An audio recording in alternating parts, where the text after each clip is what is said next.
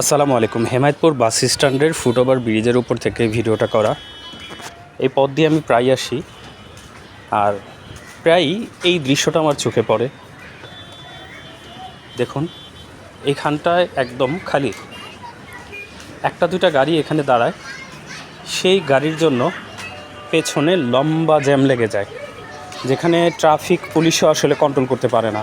বিশেষ করে লোকাল বাসগুলো আর মালবাহী যে গাড়িগুলো আছে, লরি, ট্রাক, এই গাড়িগুলোই আসলে এই জ্যাম লাগার পেছনের মূল কারণ।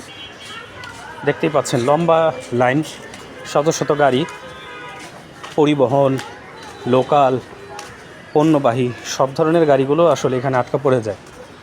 আর আরেকটা লেনের যেহেতু কাজ চলছে, তাই চাপটা বেশি এখানে এই লেনে।